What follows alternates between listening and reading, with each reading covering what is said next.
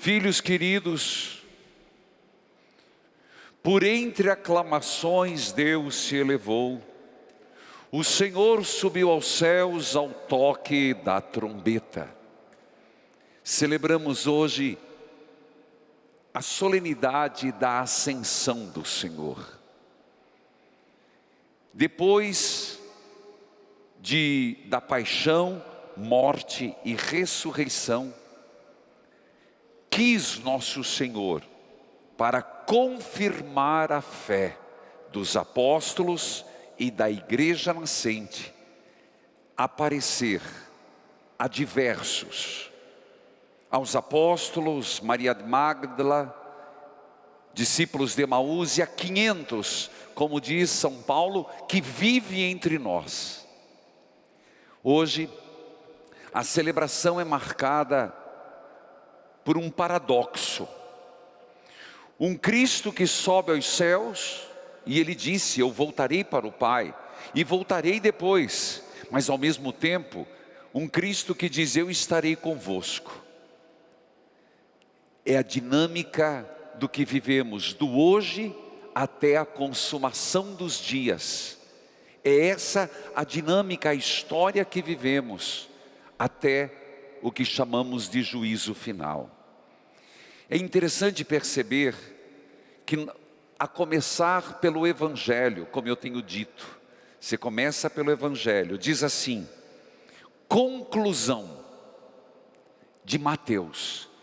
O texto diz, agora é conclusão do Evangelho de Mateus, o último capítulo e os últimos versículos, 28, 16. Diz o texto, e é importante você perceber, enquanto despedida, os 11 estavam reunidos. Sabemos porque Judas não estava, ainda não havia substituído Judas por Matias. Eles foram para a Galileia. Quando viram Jesus, prostraram-se diante dele. Mas ainda alguns duvidaram.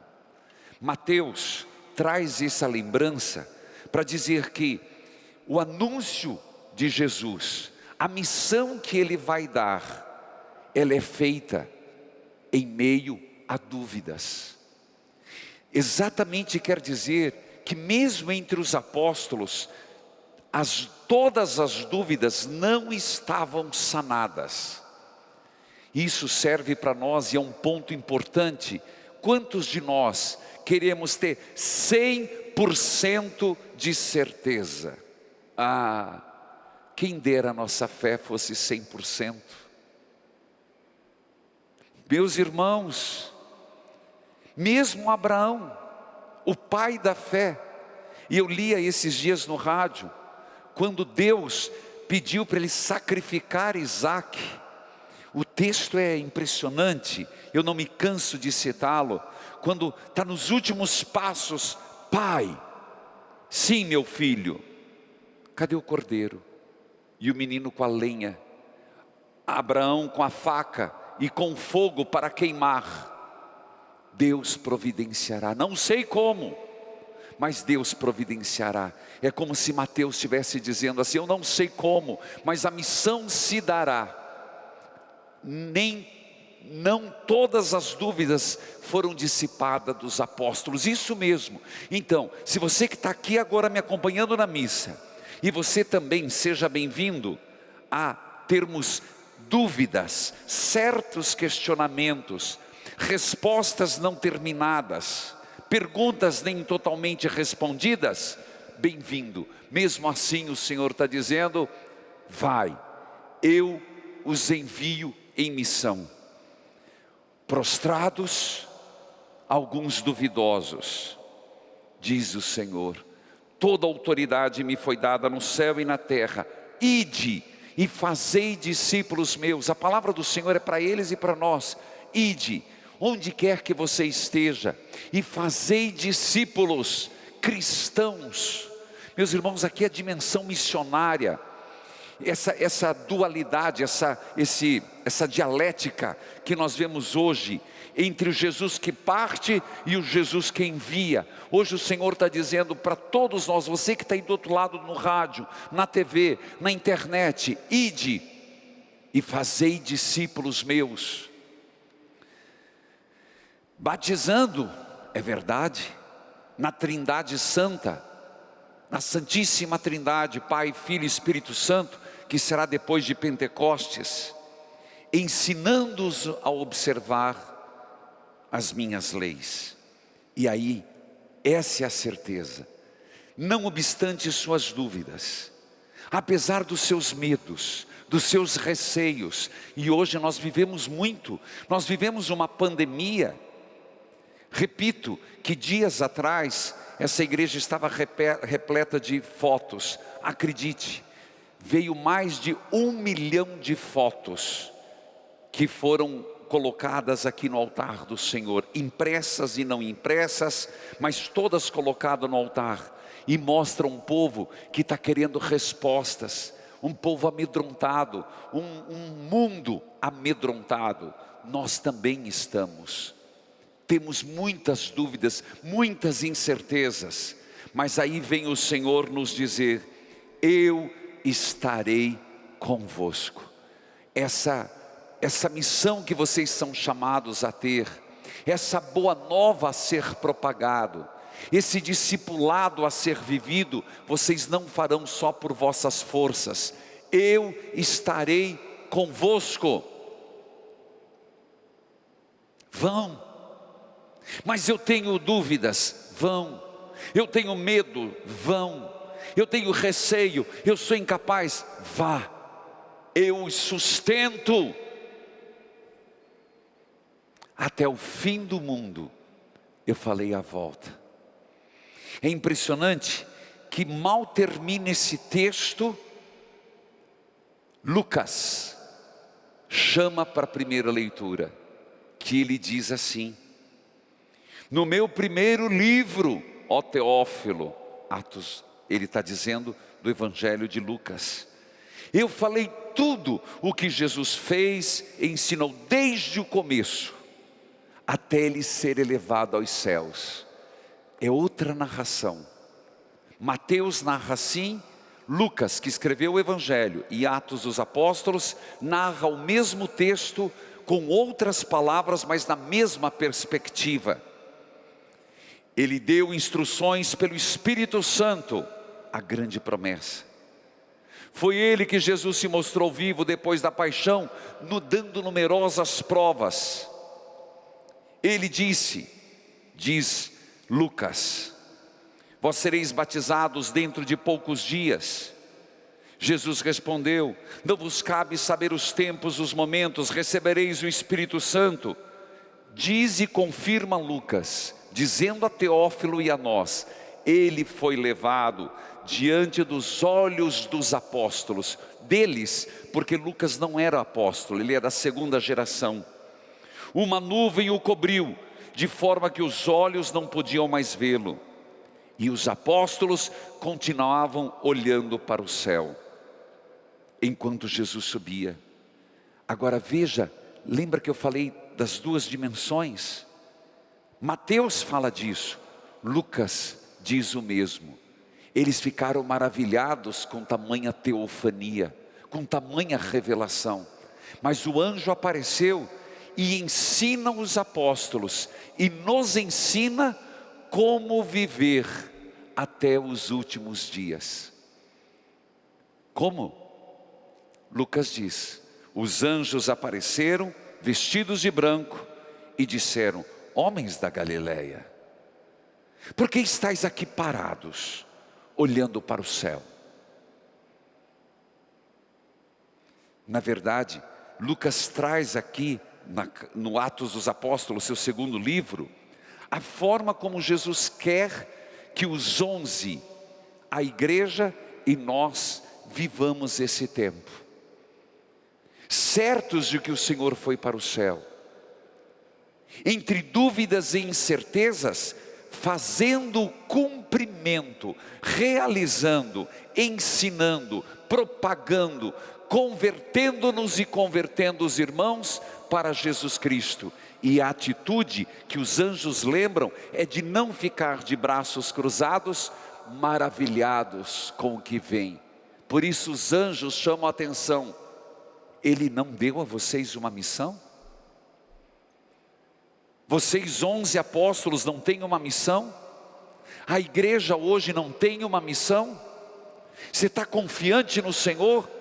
Confia que Ele não nos abandonará? Então, homens da Galileia, cristãos, quem tem fé em Deus, não fiquem parados, caminhem, não fiquem parados, evangelizem, não fiquem parados, propaguem o Evangelho, façam discípulos.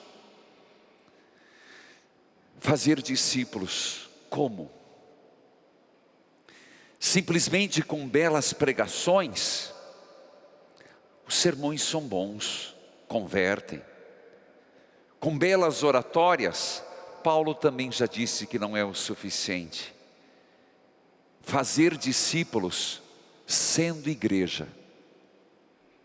É impressionante que os apóstolos respondem o ser discípulo a partir da própria vida que Lucas vai descrever nos Atos dos Apóstolos. Eles viviam em comunidade, eles rezavam em comum, não havia necessitados entre eles.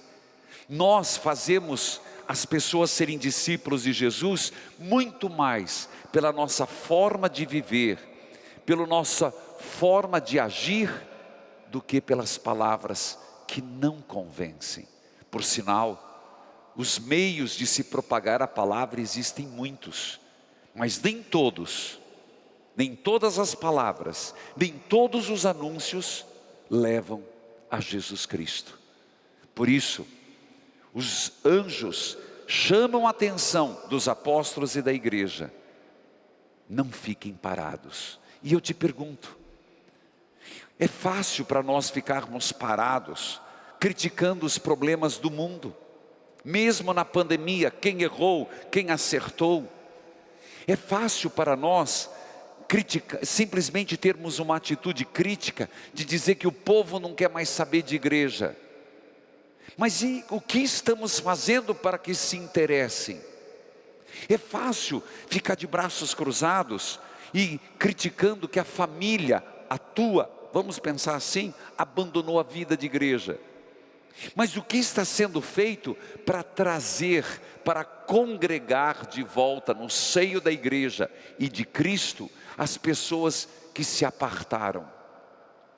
Ninguém tem respostas precisas, matemáticas, como um material de instrução, como um guia de instrução, como fazer.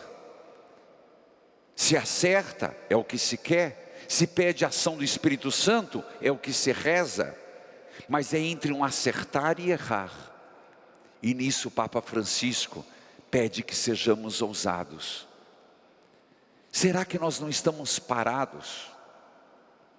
Literalmente parados, simplesmente maravilhados com algumas coisas, como que o resto faz Deus. Mas espera, Deus já fez o muito, encarnou-se, morreu na cruz e pediu: façam vocês, eu estarei contigo. Meus irmãos, nós não podemos delegar para outros. O nosso batismo, batizados fomos na Trindade Santa. O batismo não se delega. A missão de um batizado não pode ser delegada, ela é nossa. É por isso que nós estamos nessa ascensão, nessas duas dimensões, uma partida e uma presença. Nesse espírito, hoje também se celebra o Dia Mundial das Comunicações Sociais. E eu digo para vocês, depois de muito tempo, todos os textos são maravilhosos, mas neste ano, o Papa Francisco, na sua mensagem, e nos seus apelos nesse Dia Mundial das Comunicações foi de uma sensibilidade imensa. Quando ele usa um texto do livro do Êxodo, para que possais contar e fixar a memória. Repito, para que possais contar e fixar a memória do quê? É o que o Papa descreve. A vida faz-se história. E o Papa quer lembrar de uma forma muito clara que o homem, ele tece suas vestes. Ele se veste de roupa, mas é chamado a se vestir da sua própria história. Eu vou começar dizendo a tua história, a minha história, a nossa história particular. Lembre-se, nós fomos tecidos por Deus, e a nossa história, ela é tecida a partir da presença de Deus. Bom, se essa é uma verdade, nós somos chamados a tecer a história do bem. É lembrado hoje, meus irmãos, e nós estamos no meio de uma pandemia, nós estamos no meio de uma tragédia global que ninguém imaginava. Nós estamos no meio de notícias que chega o momento, eu não sei vocês, a gente não consegue mais ouvir. A gente não consegue mais, porque é muito ruim. Hoje, o que nós vemos é uma história que a humanidade quer contar e quer nos ludibriar com fuxicos, mexericos. Você percebe que as histórias, elas são, de alguma forma, tão passageiras. E por que elas não marcam? Porque elas não trazem à tona a vida. Geralmente são marcadas por tragédias, fatalidades, negativismo, posicionamentos ante a vida. O Papa nos pede, e isso nosso Senhor pediu, que nós façamos o contrário. E aqui, meus irmãos, eu acredito nos meios de comunicação católicos.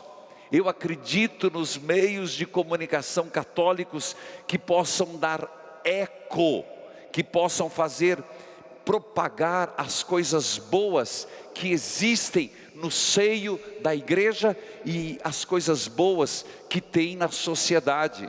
Eu vou repetir, porque não é pouco.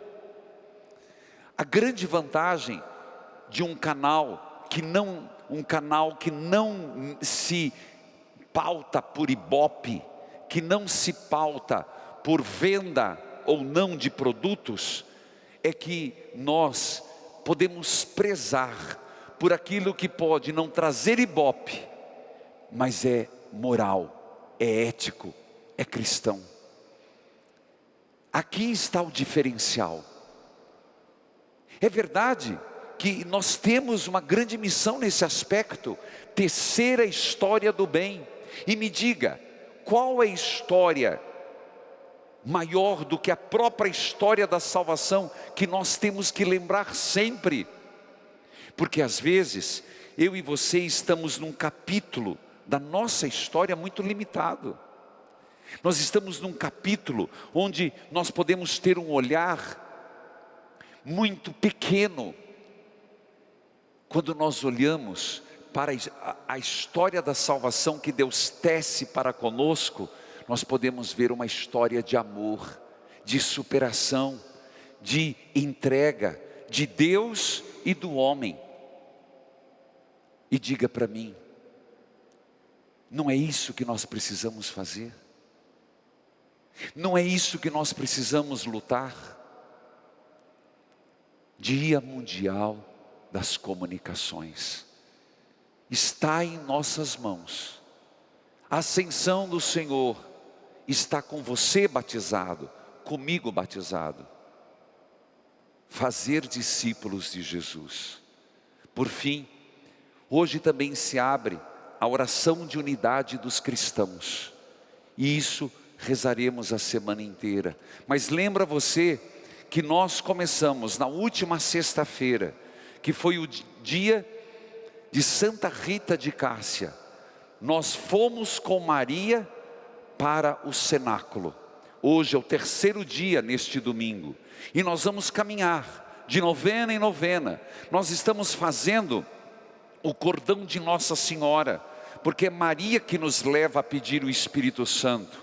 Nós estamos clamando esse Pentecostes com uma efusão.